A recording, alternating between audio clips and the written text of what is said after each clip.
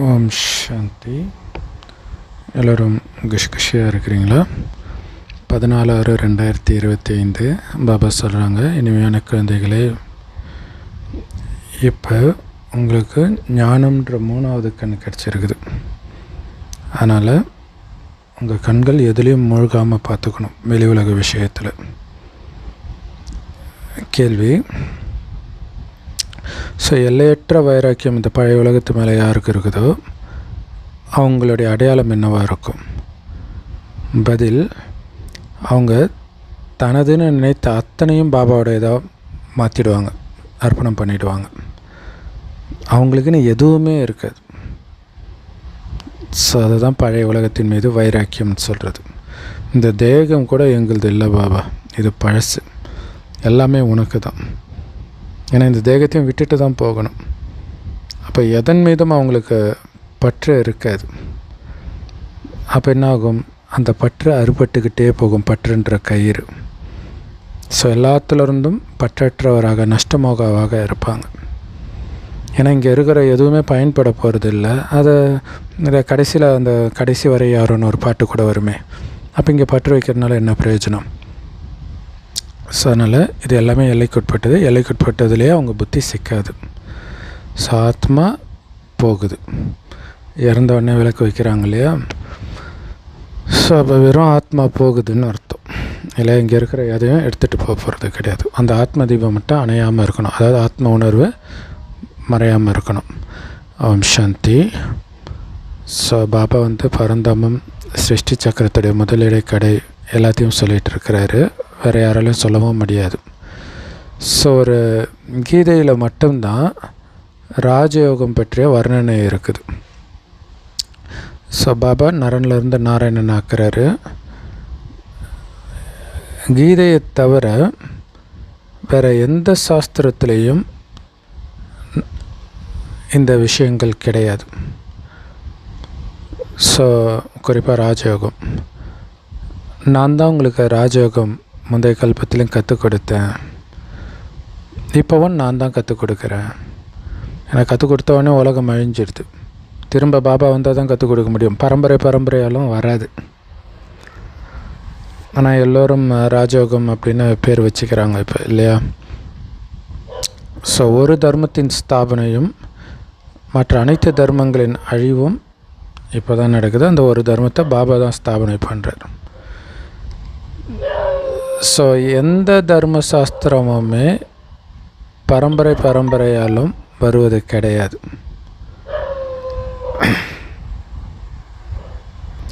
So எந்த தர்மஸ்தாபகர் வரும் பொழுதும் உலகழிவுலம் நடக்கிறது கிடையாது. ஸோ பாபா வரும்பொழுது தான் உலகழிவு நடக்குது.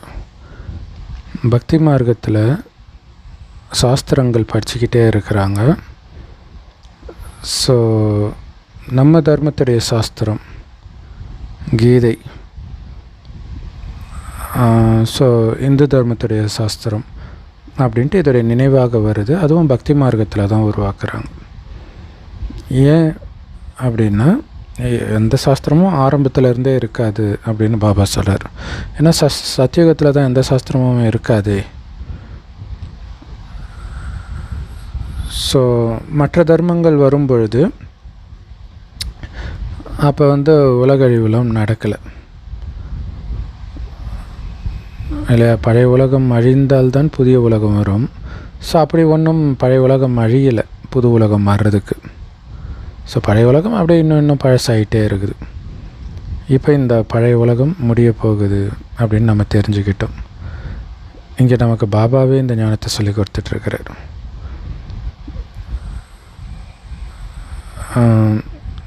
கீதா ஜெயந்தி அப்படின்னு பாடுறாங்க. ஏன்னா கீதைக்கு தான் மகிமையும் கூட. கீதா ஜெயந்தி கொண்டாடுறாங்க. மற்ற எந்த வேதத்திற்கும் ஜெயந்தி கொண்டாடலை. கீதைக்கு தான் ஜெயந்தி, அதாவது அது பிறந்ததன் நினைவு. ஸோ கடவுள் ஒருத்தர் தான். அப்போ அவருக்குத்தானே பிறந்த நாள் கொண்டாடணும். மற்ற எல்லாமே அவருடைய படைப்பு தான்.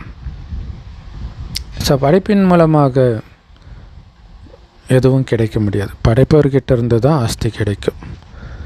சித்தப்பா, பெரியப்பா, இவங்கக்கிட்ட இருந்து ஆஸ்தி கிடைக்குமா என்ன? அப்பா கிட்ட இருந்து தான் கிடைக்கும். அதில் இவர் எல்லையற்ற தந்தை, எல்லையற்ற ஞானத்தை கொடுத்து அதன் மூலமாக ஆஸ்தி கொடுக்கிறார். வேத சாஸ்திரத்தை சொல்லலை. ஸோ வேத சாஸ்திரங்கள்லாம் பக்தி மார்க்கத்துடைய விஷயங்கள். இங்கே பாபா எல்லாத்துடைய சாரத்தை சொல்கிறார். சாஸ்திரங்களை படிப்புன்னு சொல்ல முடியாது, ஏன்னா படிப்பு மூலமாக பதவி கிடைக்கும். ஸோ இந்த படிப்பை வேத சாஸ்திரம் படிக்கிறதுனால எந்த பதவியும் கிடைக்கல இல்லையா? ஸோ அதனால தான் இதை படிப்புன்றார். ஞானத்தை குழந்தைங்களுக்கு அப்பாவே சொல்லி கொடுக்குறார். இந்த ஞானத்தை குழந்தைங்களுக்காகத்தான் நான் சொல்கிறேன். 5000 வருடம் கழித்து மீண்டும் இதே ஞானத்தை நான் கொடுப்பேன். ஸோ பாபா கிட்டேருந்து நம்ம படைப்பு வரை பெற்ற ஞானத்தையும் தெரிஞ்சுக்கிட்டோம், படைப்புடைய முதலீடை கடை பற்றியும் தெரிஞ்சிட்டோம். இதை வேறு யாரும் சொல்லியும் கொடுக்க முடியாது பாபாவை தவிர. ஸோ இந்த பிரம்மாவுடைய கமலவாய் மூலமாக நாம் இதெல்லாம் கேட்குறோம். ஸோ கடனாக பிரம்மாவின் வாயை பாபா எடுத்திருக்கிறார். ஸோ அதனால தான் அதுக்கு கௌமுக் பசுவின் வாயின்னு மகிமை இருக்குது. ஸோ பெரிய அம்மா இல்லையா பிரம்மா பாபா? ஸோ இவருடைய வாயிலிருந்து தான் இந்த ஞான வாக்குகள் வெளிப்படுது. ஸோ இவருடைய நினைவாக அங்கே நந்தின்ட்டாங்க. அந்த நந்தி வாயிலிருந்து கங்கை வர்ற மாதிரி, தண்ணினால் ஆன கங்கை வர்ற மாதிரி காட்டிட்டாங்க.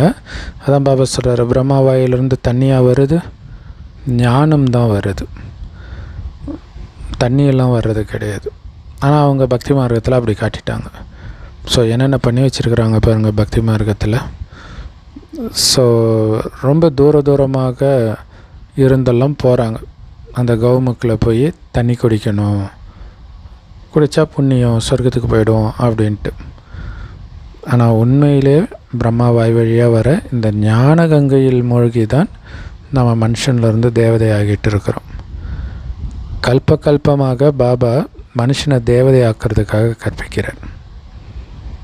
ஸோ எப்படி கற்பிக்கிறார் அப்படின்னு நம்ம பார்க்குறோம்.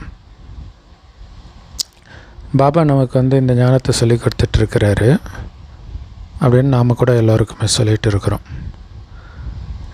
என் ஒருத்தனை மட்டும் நினைவு செஞ்சிங்கன்னா உங்களுடைய பாவங்கள்லாம் அழிஞ்சிடும் அப்படின்னு பாபா சொல்கிறார். சத்தியுகத்தில் ரொம்ப கம்மியான மனிதர்கள் தான் இருப்பாங்க. கலியுகத்தில் எத்தனை மனிதர்கள் பாருங்கள். பாபா ஆதிசநாதன தேவி தேவதா தர்மத்தின் ஸ்தாபனை பண்ணிகிட்டு இருக்கிறாரு இப்போ. ஸோ அப்போ சத்தியுகத்தில் கம்மியான பேர் இருப்பாங்கன்னா இந்த ஞானத்தையும் கம்மியான பேர் தான் எடுப்பாங்க இல்லையா? ஸோ மனுஷன்லேருந்து நம்ம தேவதையாகிட்டு இருக்கிறோம். அப்படி மனிதன்லேருந்து யாரெல்லாம் உண்மையிலே தேவதையாவாங்க, உயர்ந்த பதவி அடைவாங்களோ அந்த குழந்தைங்கக்கிட்ட தெய்வீக குணம் கண்டிப்பாக தெரியும். கோபத்தோடைய அம்சம் கூட இருக்காது. ஒருவேளை தவறி ஏதோ ஒரு காரணத்தினால கோபம் வந்துச்சுன்னா உடனே பாபாவுக்கு லெட்டர் எழுதிடுவாங்க, பாபா இந்த தப்பு பண்ணிட்டேன், கோபப்பட்டுட்டேன் அப்படின்ட்டு. ஸோ அந்தளவுக்கு பாபாவோட நெருங்கிய தொடர்பிலே இருப்பாங்க. டக்குன்னு பாபா கிட்ட சொல்லணுன்னு தான் தோணுமே தவிர மனிதர்கள்கிட்ட சொல்லணும்னு தோணாது. பாபா மன்னிச்சிடுங்கன்னு சொல்கிறாங்க, ஆனால் அதுக்காக மன்னிப்பெல்லாம் இங்கே பாபா கொடுக்கறது கிடையாது. இதுக்கு மேலே தப்பு பண்ணாதன்றார், அவ்வளோதான்.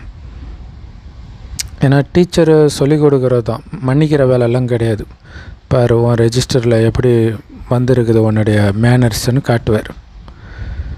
ஸோ அதே மாதிரி தான் இங்கே எல்லையற்ற தந்தை கூட சொல்கிறாரு, உங்களுடைய மேனர்ஸை செக் பண்ணிக்கிட்டே இருங்க, சார்ட்டு எழுதி செக் பண்ணுங்கள் உங்கள் நடத்தை எப்படி இருக்குதுன்ட்டு. யாருக்காவது துக்கம் கொடுத்துருக்குறேன்னா, தொல்லை கொடுத்துருக்குறேன்னா செக் பண்ணுங்கள். ஏன்னா தெய்வீக அசுரர்களை தான் தேவதைகளாக மாற்றுறாரு இல்லையா? அப்போ தெய்வீக குணம் தாரணை ஆகிறதுக்கு கண்டிப்பாக நேரம் எடுக்கும். ஆனால் ரொம்ப கஷ்டம். தேக உணர்வை அறுபடுறதுன்றது சாதாரண விஷயம் கிடையாது. எப்போ உங்களை ஆத்மான்னு உணர்றீங்களோ அப்போ தான் பாபா மேலே உங்களுக்கு அன்பு வரும்ன்றார் இல்லையா? பாபா மேலே அன்பு வரணும்னா தேக உணர்வு கட்டாகணும், ஆத்ம உணர்வு இல்லையா? எனக்கு உடம்பே இல்லை, வெறும் புள்ளி, உடம்பில்லாத ஆத்மான்னு நினைக்கும்போது தான் உடம்பில்லாத பாபா மேலே புத்தி போகும். இல்லாட்டினா தேகதாரிகள்கிட்டயே புத்தி சுற்றிக்கிட்டு இருக்கும். அதான் பாபா சொல்கிறார், தேகத்தின் கர்ம பந்தனத்தில் புத்தி சிக்கிக்கோன்றார். ஸோ நீங்கள் சரீர நிர்வாகத்துக்காக கண்டிப்பாக காரியம் செஞ்சு தான் ஆகணும். ஆனால் அப்படி வேலை பார்க்குற நேரத்தில் கூட நீங்கள் டைம் ஒதுக்கி பாபா நினைக்க முடியும். ஏன்னா பக்தி மார்க்கத்தில் பக்திக்காக நினச்சிங்க டைமை ஒதுக்குனீங்க தானே, எவ்வளோ பிஸியாக இருந்தாலும். பாருங்கள், மீரா கிருஷ்ணருடைய நினைவிலே மூழ்கினாங்க இல்லையா? ஆனாலும் ஏதாவது பலன் இருந்துச்சா? கலியுகத்திலேருந்து தப்பிச்சு போனாங்களா? இங்கே தான் இருந்தாங்க. ஆனால் இங்கேருந்து நீங்கள் தப்பிச்சு போகிறதுக்கான வழியை நான் சொல்கிறேன்னா, இதை விட முக்கியமான வேலை எதுவுமே கிடையாது. ஆனால் பாபா வேலை செய்யாதீங்கன்னு சொல்லலை, வேலை செய்யுங்க. ஆனால் இதை மறந்து செய்ய வேண்டாம். இல்லை, நான் சொர்க்கத்துக்கு போயிட்டு இருக்கிறேன், பாபா நினைவில் இருக்கிறேன், அதனால் நினைவில் இருந்து தூய்மையாக ஆகிட்டு இருக்கிறேன் அப்படிங்கிறத ஒருபோதும் மறக்காதீங்க அப்படின்னு பாபா சொல்கிறார். ஸோ இப்போ இந்த பழைய உலகத்தின் மீது நமக்கு வைராக்கியம் வருது. மீண்டும் இன்னொரு ஜென்மம் நாம் இங்கே எடுக்கக்கூடாது அப்படின்னு வைராக்கியம் இருக்குது. ஏன்னா உலகமே அழிய போகுது, மறுபடியும் இங்கே பிறந்து என்ன பண்ண போகிறோம்? ஸோ பாபா கிட்டே இருக்கிற இந்த அனைத்து ஞானமும் இப்போ நம்ம புத்தியிலும் ஓடிட்டு இருக்குது. அதுக்கு தான் கொடுத்துருக்கிறார், நமக்கு தான் அது யூஸ் ஆக போகுது இல்லையா? இந்த சிருஷ்டி சக்கர ஞானம் நம்மளை தவிர யாருடைய புத்தியிலும் இப்போ கிடையாது. ஸோ அதுலேயும் உயர்ந்ததிலும் உயர்ந்தவர் யார்? பதித்த பாவனர் பாபா தான். ஸோ அவரே எனக்கு சொல்லிக் கொடுக்குறாரு அப்படின்னா அது எவ்வளோ பெரிய போதைக்குரிய விஷயம் இல்லையா? நினச்சி பார்த்து போதை இருக்கணும். கடவுள் எனக்கு சொல்லி கொடுத்துட்ருக்கிறாரு அப்படின்ட்டு. ஸோ இப்போ உங்களுடைய புத்தியில் முழு 84 பிறவியின் சக்கரம் சுற்றிக்கிட்டே இருக்குது. தேவதையாக இருந்த, எந்த விகாரமும் இல்லாமல் ஆனந்தமாக இருந்த அப்படின்னு மைண்டில் ஓடிக்கிட்டே இருக்கணும். இப்போ இந்த நரகத்தில் இது கடைசி பிறவி. இதை பயங்கரமான நரகம் அப்படின்னு சொல்கிறோம். ஸோ அந்த 84 பிறவி இருக்கிறதுனால புத்தியில் அது எப்போவுமே ஓடிட்டு இருக்கிறதுனால இப்போ நம்ம கடைசி பிறவின்றதும் சதா ஞாபகம் இருக்கணும். இப்போ தப்பிச்சு முதல் பிறவிக்கு போகிறோம். ஏன்னா இது பயங்கரமான கொடூரமான நரகம். வெறும் அழுக்கு தான் இங்கே இருக்குது. அந்த அழுக்குலேருந்து தப்பிக்கிறதுக்கு தான் சன்னியாசிகள் பொண்டாட்டி பிள்ளையெல்லாம் விட்டுட்டு காட்டுக்கு போனாங்க. ஆனால் அது சரீரத்தை விட்டுட்டு போகிற வேலை தான். அதாவது தேகதாரியை விட்டுட்டு போகிறாங்க, தேகத்தோடு போகிறாங்க. இங்கே தேகத்தை விட்டுட்டு போகணும். எங்கே போவீங்க தேகத்தை விட்டுட்டு? அப்போ குடும்பத்தில் இருந்துக்கிட்டே தேக உணர்வு முற்றிலும் மறக்கணும். மறக்கலைன்னா அந்தளவுக்கு தண்டனை கிடைக்கும். பற்றுனால தண்டனை வரும். இன்றைக்கி நிறைய விஷயங்கள் இருக்குல்ல, கள்ள தொடர்பு அது இதுன்னு வரும்போது அது உங்களுக்கு வலியை கொடுக்கறதுக்கு காரணம் பற்று. ஸோ அதை தான் விடணுன்றார். பாபாவுடையவன் தானே நாம். அப்போ மற்றவர்களுக்கு என்னன்னா நமக்கு என்ன கவலை? அப்படி கவலை வருதுன்னா நீங்கள் இன்னும் தேக உணர்வை விடலை, தேகதாரி மேலே உள்ள பற்றை விடலை அப்படின்னு அர்த்தம். ஸோ அதனால் இங்கே புத்தி மூலமாக எனக்கு உடம்பே கிடையாது, ஸ்வாகா எரிச்சாச்சு. இப்போ வெறும் ஒளிப்புள்ளியாக இருக்கிறேன், பாபாவுடைய நினைவில் இருக்கிறேன். ஒரு உடம்பில் முயற்சி பண்ணணுன்றதுக்காக ஒரு உடம்பு கிடச்சிருக்குது, அவ்வளோதான். மற்றபடி இந்த உடம்புக்கும் எனக்கும் சம்மந்தம் கிடையாது. வெறும் ஜோதி தான் நான் அப்படிங்கிறது சதா மைண்டில் இருக்கணும். ஏன்னா நான் இப்போ போகணும், கூப்பிட்டா போகிறதுக்கு தயாராக இருக்கேன். உடம்பே கிடையாது. உடம்பு இருந்தால் தானே உடம்பு விட்டு போகிறதுக்கு டைம் ஆகிறதுக்கு. எனக்கு உடம்பே கிடையாது இல்லையா? முருகன் சிவன் நெத்தியிலேருந்து ஜோதியாகவே தோன்றியதாகவே காட்டுறாங்க. பாபாவுக்கு வந்தனாலே ஆத்ம உணர்வு வந்துட்டோன்னு அர்த்தம். ஸோ அப்போ உடல் உட்பட அனைத்தையும் மறக்கணும். ஏன்னா இந்த பழைய சீச்சி உலகம் முடிய போகுது. இதுக்கு அஸ்திவாரம் தேக உணர்வு, அதை மறக்கணும். ஸோ வீடு பழசாகுது அப்படின்னா புது வீடும் கட்டுறாங்க, அந்த புது வீடும் தயாராகிட்டே வருதுன்னா இந்த வீடு இடிய போகுது, நாம் அங்கே போகிறோம் அப்படின்னு ஒரு போதை இருக்கும் இல்லையா? அந்த போதை உங்களுக்கு இருக்கணும். ஏன்னா அந்த புது வீட்டுக்கு போகிறதுக்கு தானே படிச்சுட்டு இருக்கிறீங்க, புது உலகத்தின் ஸ்தாபனை தானே நடந்துட்டு இருக்குது. அப்போ ஏன் அந்த போதை இல்லை? ஏன்னா எனக்கு கொஞ்ச நேரம் ரெடி ஆகிடுச்சுன்றார் இல்லையா? அந்த ஞானம்ன்ற 3வது கண்ணை திறந்து பாருங்கள். சொர்க்கம் உருவாகிட்டு இருக்கிறது தெரியுதா? எதுக்கு நரகத்தில் உங்கள் புத்தி சிக்கிட்டு இருக்குது? செக் பண்ணிக்கிட்டே இருக்கணும்.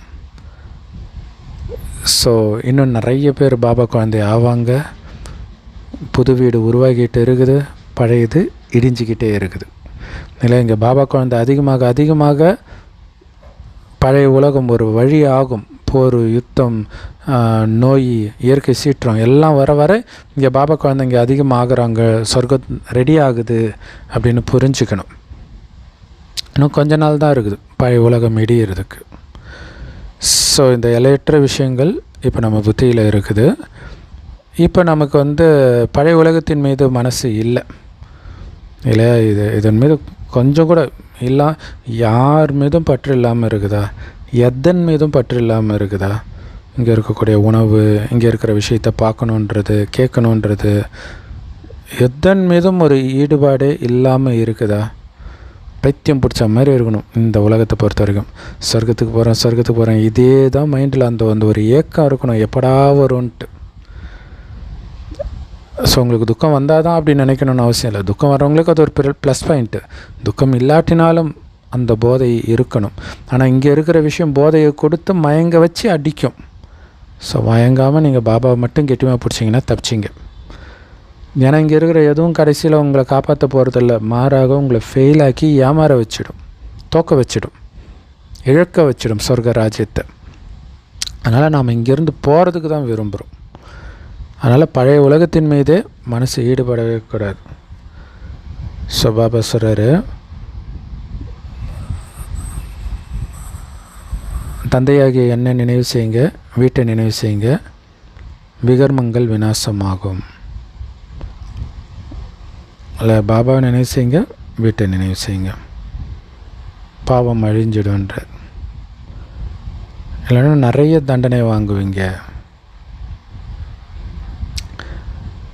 ஸோ அப்பாவையும் வீட்டையும் நினைவு பண்ண உறவு எல்லாம் அவர் மட்டுமே. என்னுடைய வீடுனா அதுதான். இதிலே உங்கள் மைண்டில் இருக்க இங்கே இருக்கிற எதன் மீதும் ஈர்ப்பு இல்லாமல் இருக்குது பாருங்கள், அதுதான் பாவம் அழியிறது அப்படின்னு சொல்கிறது. அப்படி பாவம் அழியலைன்னா என்ன ஆகும்? கடுமையான நிறைய தண்டனை கிடைக்கும்ன்ற இந்த பற்றுனாலே கிடைக்கும், வேறு ஒன்றும் கிடையாது. ஸோ அதோடு போச்சா, அது மாதிரி தண்டனை, வலி இதெல்லாம் அனுபவிக்கும்போது பாபா நினைக்க மாட்டீங்க, முடிஞ்சு போச்சு. அப்போ பதவியும் மோசமானதாகிடும். அழுதுகிட்டே இருக்க வேண்டியதான், ஐயோ பாபா சொல்லியும் நம்ம கேட்கலையே, பாபாவை பிடிக்கலையே, தேகதாரிக்கிட்ட மாட்டிக்கிட்டுமே அப்படின்ட்டு. ஸோ நம்ம 84 பிறவி அனுபவிச்சிருக்கிறோம். இப்போ பாபாவை நினைக்கணும். அப்போ தான் பாவம் அழியும் அப்படிங்கிற ஒரு கவலை மட்டும்தான் உங்களுக்கு இப்போ இருக்குது. அப்படி தானே இல்லையா? பாவத்தை அழிக்கணும், இன்னும் அழுக்கு இருக்குதே, இன்னும் பற்று இருக்குதே, காமம் இருக்குதே, வீண் விஷயத்தில் புத்தி போகுதே, அகங்காரம் வருது, இதெல்லாம் அழிக்கணுமே, டைம் நெருங்கிட்டு இருக்குதே, எந்த நேரம் உடலை விட்டு உயிர் பிரியும் தெரியாதே, இதை பற்றி கவலையிலே இருந்து அந்த கவலையில் இருக்கிறதே பாபா கிட்ட உங்கள் புத்தியை இட்டுட்டு போகும். ஸோ எப்படியாவது பாபாவை நினச்சிக்கிட்டே இருக்கணும். இந்த ஒரு கவலை தவிர நமக்கு எந்த கவலையும் கிடையாது. பாபாவுடைய வழிபடி நடக்கணும். அப்போ தான் உங்களுக்கு சிறந்த வாழ்க்கை அமையுன்றார். ஸோ பாபாவோ உயர்ந்ததிலும் உயர்ந்தவர் அப்படின்னு நாம் தெரிஞ்சிருக்கிறோம்.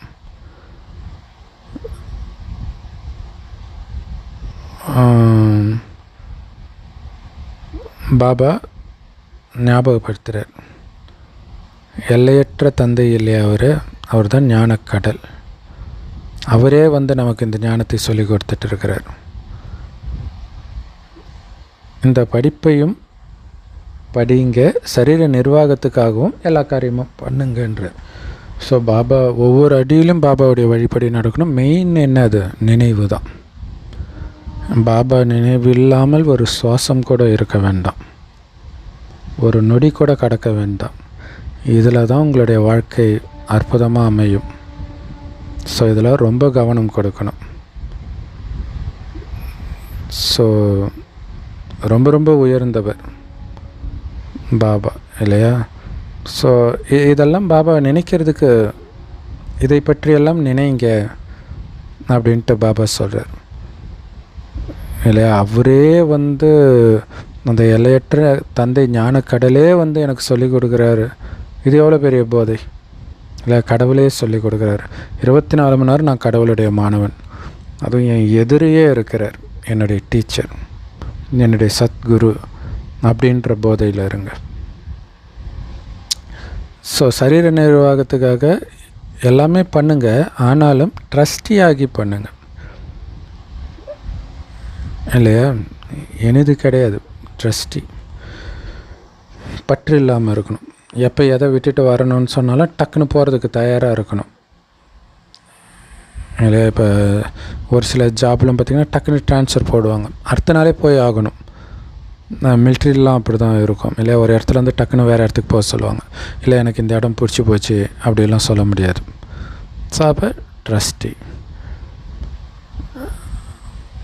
ஸோ பாபா சொல்கிறாங்க, எந்த குழந்தைக்கு இந்த பழைய உலகத்தின் மீது எல்லையற்ற வைராக்கியம் இருக்குதோ அவங்க தன்னுடைய அனைத்தையும் பாபா கிட்ட அர்ப்பணம் பண்ணிவிடுவாங்க.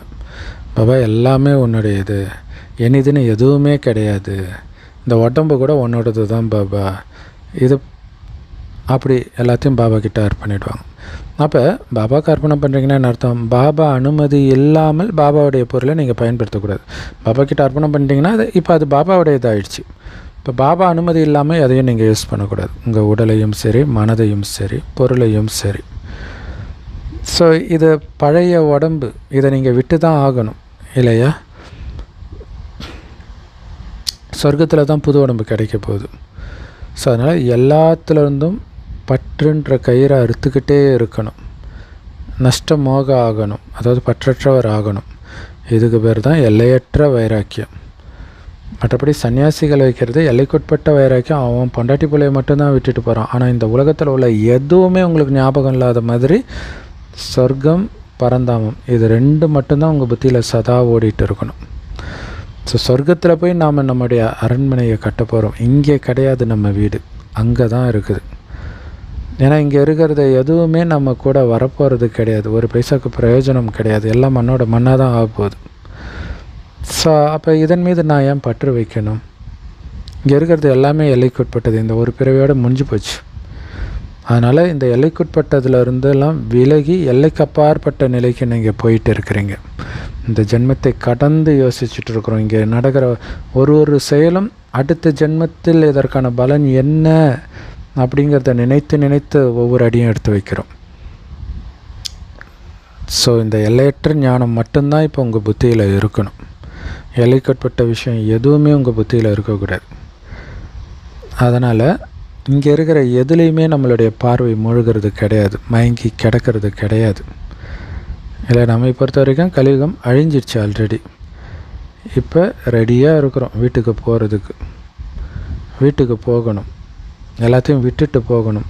அப்புறம் எதுக்கு இங்கே இருக்கிற விஷயத்தில் மயங்கணும்? கல்பமாக பாபா நமக்கு இந்த ஞானத்தை கற்றுக் கொடுத்து கூடவே அழைச்சிட்டு போகிறார். ஸோ இது ஒன்றும் புது படிப்பு கிடையாது, கல்பமாக நம்ம படிச்சுட்டு தான் இருக்கிறோம். ஸோ ஒவ்வொரு கல்பத்திலையும் நம்மளை அழைச்சிட்டு போகிறதுக்காகவே பாபா வந்திருக்கிறார். ஒவ்வொரு கல்பத்திலும் இந்த படிப்பை படிக்கிறோம், புதுசு கிடையாது, பாபா வர்றதும் புதுசு கிடையாது. ஸோ அந்த போதை இருக்கணும், இங்கே எதுவுமே நமக்கு புதுசு கிடையாது. இல்லை புதுசாக இந்த உடம்பை விட்டுட்டு போக போகிறோம் அப்படி கிடையாது. ஒவ்வொரு கல்பத்திலையும் போயிருக்கிறீங்க, பழசு, ரொம்ப பழசு இது. ஸோ அதனால் இதில் பயப்பட வேண்டிய அவசியமே கிடையாது. ஆனால் இதில் குழந்தைங்க வரிசைக்கிரமமாக தான் இருக்கிறீங்க. ஸோ இன்றைக்கி மனிதர்கள் உலகத்தில் எத்தனை பேர் இருக்கிறாங்க பாருங்கள், இந்த பழைய உலகத்தில் எத்தனை பேர் இருக்கிறாங்க அப்படின்னு கூட தெரியாது. ஆனால் இந்த பிராமணர்கள் எவ்வளோ இருக்கிறாங்க? ரொம்ப கம்மியாக இருக்கிறாங்க. ஆனால் கொஞ்சம் கொஞ்சமாக வளர்ந்துக்கிட்டே தான் இருக்குது. ஸோ எப்படி எல்லாருக்கும் எப்படி செய்தி போகும்னு நினைக்கிறீங்களா? நாடகத்தில் பதிவாயிருக்குது, கவலைப்படாதீங்க, கண்டிப்பாக ஸ்தாபனை ஆகியே தீரும். இது ஆன்மீக அரசாங்கம் இல்லையா? இங்கே கடவுளுடைய அரசாங்கம் இது, அதனால் கவலைப்பட தேவையில்லை. ஸோ இப்போ நம்மளுடைய ஞானம்ங்கிற திவ்ய திருஷ்டி மூலமாக புது உலகத்தை பார்க்குறோம், மனக்கண்ணால் பார்க்குறோம், அங்கே தான் போக போகிறோம். இல்லை இன்னும் அது வரலை, அதனால் மனக்கண்ணால் தான் பார்க்க முடியும். பாபாவோ ஒரே ஒருத்தர் தான், அவர் தான் நமக்கு இதை சொல்லிக் கொடுக்குறார். ஒரு கடவுள் தான் இல்லையா? ஸோ அந்த தந்தை தான் நமக்கு ராஜயோகத்தை முந்தைய கல்பத்திலையும் கற்றுக் கொடுத்தாரு, இப்போவும் கற்றுக் கொடுக்குறார், ஒவ்வொரு கல்பத்திலையும் கற்றுக் கொடுப்பார். ஸோ முந்தைய கல்பத்தில் இந்த ராஜயோகத்தை கற்றுக் கொடுக்கும் பொழுது யுத்தமும் நடந்தது, பல தர்மங்களின் அழிவும் நடந்தது, ஒரு தர்மத்தின் ஸ்தாபனையும் நடந்தது. ஸோ முந்தைய கல்பத்தில் பாபா கிட்ட ஞானத்தை கேட்டால் அதே ஆத்மாக்கள் தான் நீங்கள். கல்பமாக நீங்கள் மட்டும்தான் பாபா கிட்ட படிக்கிறீங்க. முந்தைய கல்பத்தில் படிக்காதவர்கள் இப்பயும் படிக்க மாட்டாங்க. ஸோ முந்தைய கல்பத்தில் படித்த நீங்கள் தான் இப்போவும் படிக்கிறீங்க, முந்தைய கல்பத்தில் ஆஸ்தி அடைஞ்ச நீங்களே தான் இப்போவும் ஆஸ்தி அடையிறீங்க. ஸோ கல்பமாக படிக்கிறதும் நாம் தான், ஆஸ்தி அடையிறதும் நாம் தான். ஸோ அவங்கவுங்க முயற்சி பண்ணணும், அவங்கவுங்க முயற்சி அவங்கவுங்க தான் பண்ணணும், மற்றவங்க பண்ண மாட்டாங்க இல்லையா? ஸோ இது எல்லையற்ற படிப்பு. வேறு எந்த மனுஷனுமே இந்த படிப்பை கொடுக்க முடியாது, பாபா தான் கொடுக்க முடியும். ஷாம் சுந்தர் பற்றிய ரகசியத்தை பாபா புரிய வைக்கிறார்.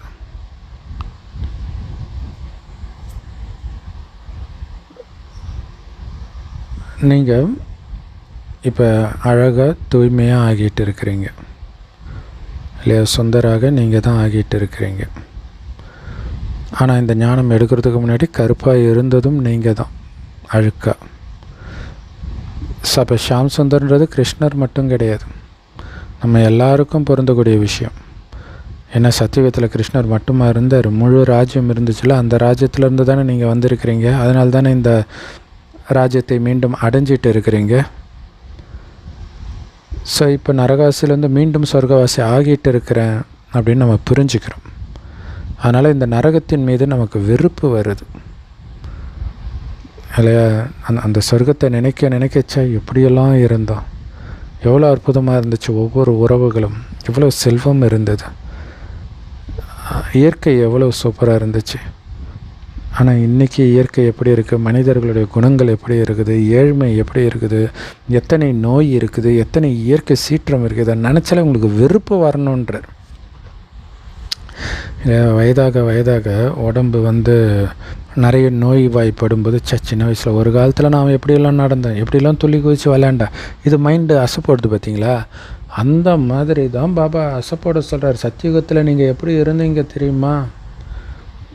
இப்போ இருக்கிறத நினச்சி பார்த்து அப்போ நான் எப்படி இருந்தேன் அதை நினைக்க இதன் மீது உங்களுக்கு வெறுப்பு வரும். ஆனால் இதில் ஒரு பெரிய விஷயம் என்னென்னா, இப்போ மீண்டும் நான் அந்த உலகத்துக்கு போக போகிறேன் அப்படின்னும்போது இன்னும் இந்த உலகத்தின் மீது உங்களுக்கு வெறுப்பு தான் வரும், இருக்கணுன்ற எண்ணமே வரக்கூடாது. ஸோ இப்போ புருஷோத்தம சங்கமயுகத்துக்கு வந்தாச்சு, முயற்சி செஞ்சு அங்கே போகிறதுக்கு. ஸோ நிறைய பேர் சங்கமயுகத்துக்கு வராங்க, ஆனாலும் முந்தைய அதாவது சங்கமயுகத்துக்கு வரல, பட் ஞானத்தை எடுக்க வராங்க கண்காட்சிகளில். ஆனாலும் முந்தைய கல்பத்தில் யார் வெளிப்பட்டு வந்தாங்களோ அவங்க தான் இப்போவும் வெளிப்படுவாங்க. ஸோ அப்படிப்பட்ட உயர்ந்த சங்கமயுகத்தில் இருக்கிற சத்தியுகத்துக்கான வாசல் இந்த சங்கமயுகம். இதை நினைவு பண்ணணும் நீங்கள், எவ்வளோ உயர்ந்த யுகத்தில் நான் இருக்கிறேன் அப்படின்ட்டு இல்லையா? பற்றை அறுத்தெறிந்து சொர்க்கத்தின் அதிபதி ஆகிறோம். இந்த பற்றை அறுக்கிறது தான் பைபிளு, குரானு, ராமாயணம், மகாபாரதம் எல்லாத்துடைய கதையுமாக இருக்கும். நம்ம புருஷோத்தமராக மனிதன்லேருந்து தேவதையாக ஆகிட்டு இருக்கிறோம். ஸோ மனிதர்களுக்கு பாவம் நரகம்னா என்ன, சொர்க்கம்னா என்னன்னு கூட தெரியாமல் இருக்கிறாங்க.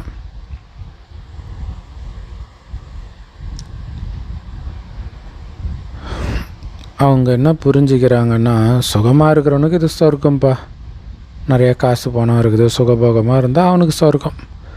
துக்கமாக இருக்கிறவனுக்கு நரகம். இப்போவே இந்த கலியுகத்தே பணம் இருக்கிறவனுக்கு சொர்க்கம், பணம் இல்லாதவனுக்கு நரகம்னு நினச்சிக்கிறாங்க. ஸோ பலவிதமான கருத்துக்கள் இல்லையா? ஒரு வீட்டில் எத்தனை கருத்துக்கள், அப்பா ஒரு மாதிரி நினைக்கிறாரு, அம்மா ஒரு மாதிரி நினைக்கிறாங்க, குழந்தைங்க 4 பேர் இருக்கிறாங்க, 4 பேரும் வெவ்வேறு விதமாக இருக்கிறாங்க. ஸோ அதிலும் குறிப்பாக குழந்தைங்க மேலே இருக்கக்கூடிய இந்த பற்று இருக்குது பாருங்கள்,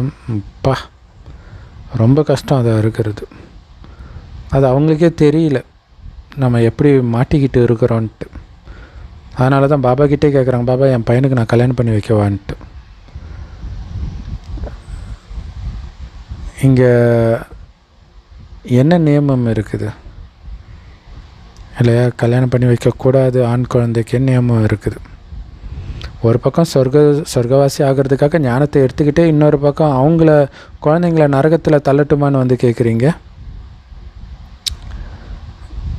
அப்படி கேட்டிங்கன்னா பாபா என்ன சொல்லுவார்? போய் செய்யுன்னு தான் சொல்லுவார். ஏன்னா உனக்கு பற்று இருக்குதுன்னு பாபாவுக்கு தெரியுது. கேட்டாலும் நீ போய் பண்ண தான் போகிறன்னு அவருக்கு தெரியும். ஸோ பாபா பண்ணாதன்னு சொல்லி நீ மீறுறதுக்கு அது இன்னும் பாவமாயிடுமே. அதனால் போய் பண்ணி வச்சிடுன்னுவார் பாபா. ஸோ அப்படி சொன்னதுனால அது ஸ்ரீமத்து கிடையாது. உன் புத்தியை அறிஞ்சு பாபா அப்படி சொல்கிறாருன்னு புரிஞ்சுக்கோன்றார். மற்றபடி பெண் குழந்தைக்கு கல்யாணம் பண்ணி வச்சு தான் ஆகணும் ஞானத்தில் இன்ட்ரெஸ்ட் இல்லைன்னா. ஏன்னா கல்யாணம் ஆகாமல் இந்த உலகத்தில் ஒரு பெண் குழந்தை இருக்கும்போது சங்க தோஷத்தில் கெட்டு போயிடுவாங்க இல்லையா? அப்படி போய் வீட்டை விட்டு துரத்தவும் முடியாது இல்லையா? ஸோ மகன்களாக இருந்தால் செஞ்சு வைக்க வேண்டிய அவசியம் கிடையாது உங்களுக்கு. ஆனால் தைரியம் வைக்கணுமே பாபா சொல்கிறத ஃபாலோ பண்ணுறதுக்கு. பிரம்மா பாபா பண்ணி காட்டினார். அதே மாதிரி பையன் கல்யாணம் பண்ணி வையணும் போது உன்னை யார் கல்யாணம் பண்ணிக்க சொன்னான்னா அவனே பண்ணி வைக்க சொல்ல போன்ட்டார். என்கிட்ட எதுவுமே கிடையாதுன்ட்டார் பிரம்மா பாபா. ஸோ அப்போ அவர் பண்ணுறதை பார்த்து இப்படி தான் நடந்துக்கணும்னு மற்றவர்களும் செய்ய ஆரம்பித்தாங்க வைராக்கியமாக. ஆனால் இந்த மாதிரி பாபா குழந்தை இருக்கிறாங்க, கணவன் அல்லது மனைவி அப்படின்னா ஒருத்தர் முடிவு எடுத்துட்டால் மற்றவங்க ஏற்றுக்குவாங்களா? அல்லது 2 பேருமே பாபா குழந்தை ஆனால் கூட குழந்தை கம்முன்னு விட்டுருமா? நிறைய சண்டைலாம் வரதான் செய்யும். ஒன்றும் பிரச்சனை இல்லை. ஏன்னா இந்த உலகமே சண்டைகளின் உலகம்தான், முட்களின் காடு தான். ஒருத்தருக்கு ஒருத்தர் துக்கம் கொடுத்துக்கிட்டு வெட்டிக்கிட்டு இருக்கிறாங்க.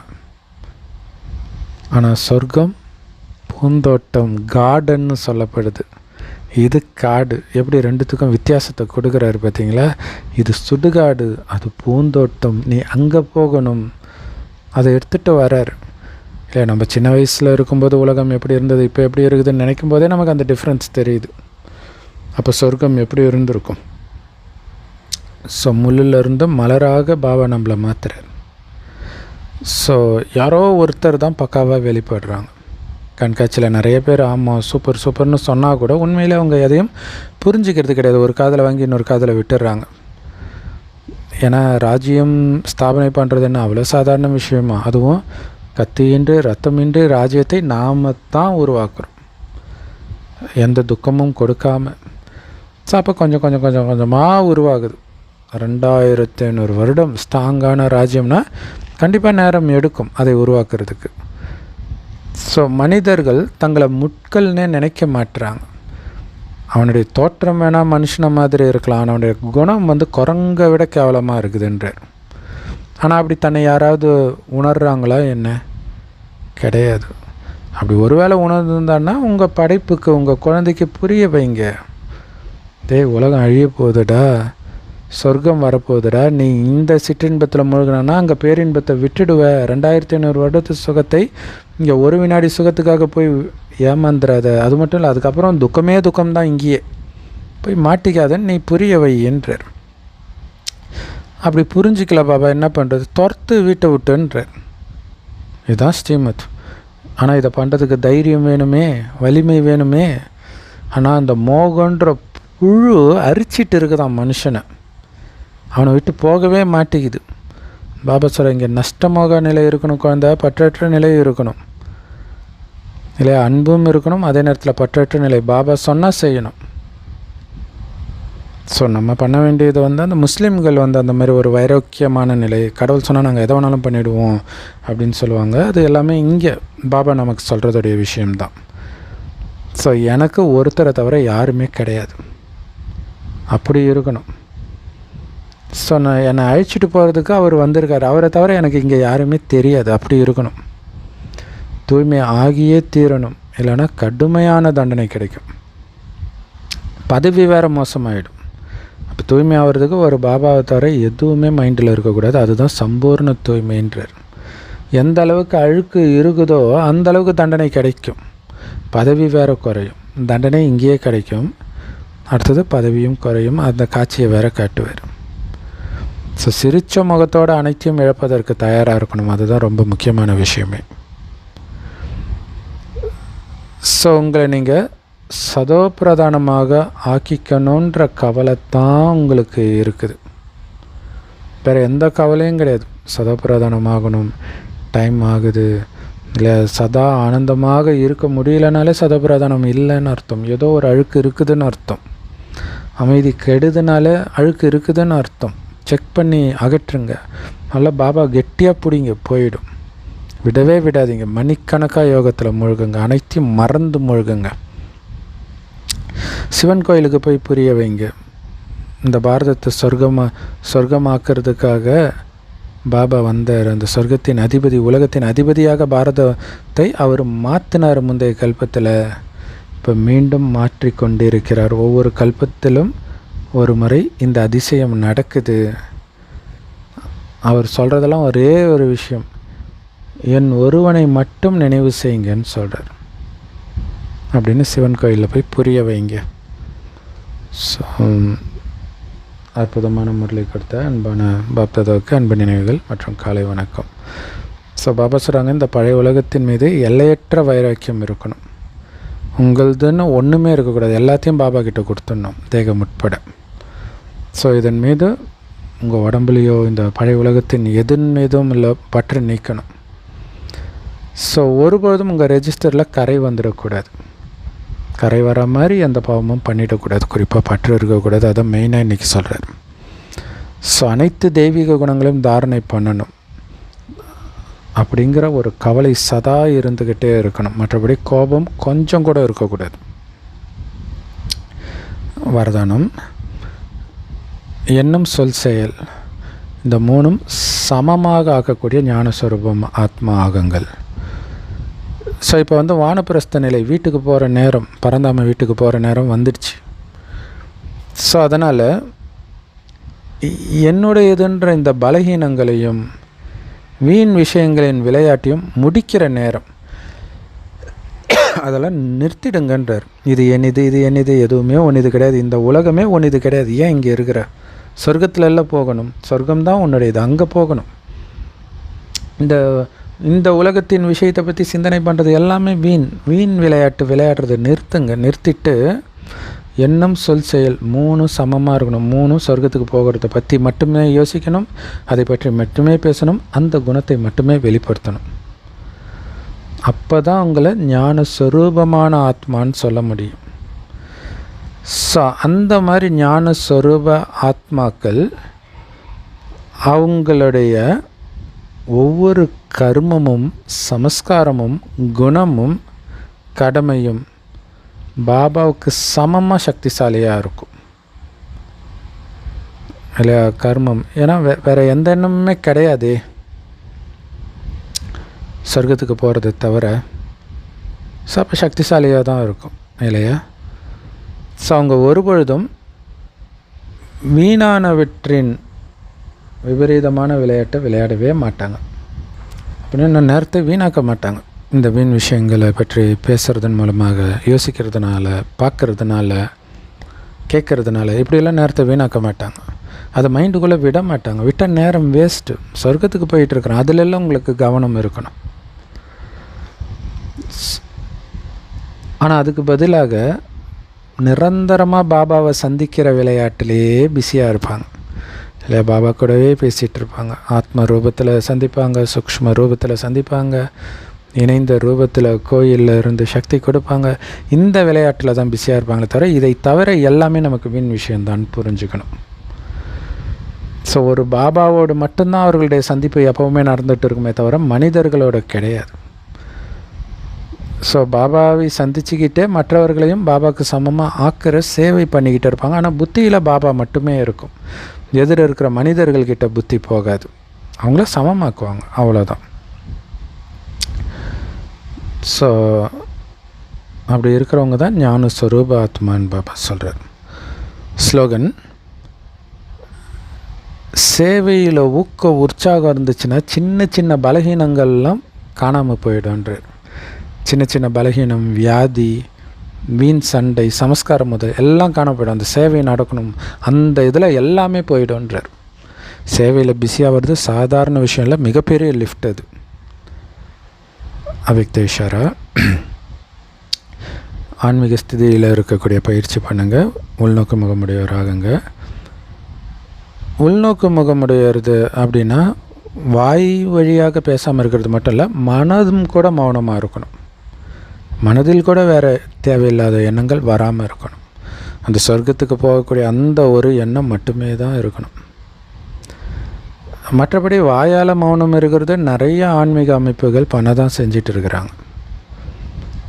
ஆனால் இங்கே வீண் எண்ணமே இல்லாமல் மனதை மௌனமாக வச்சுருக்கணும். அதுதான் ரொம்ப முக்கியமான விஷயமே இங்கே.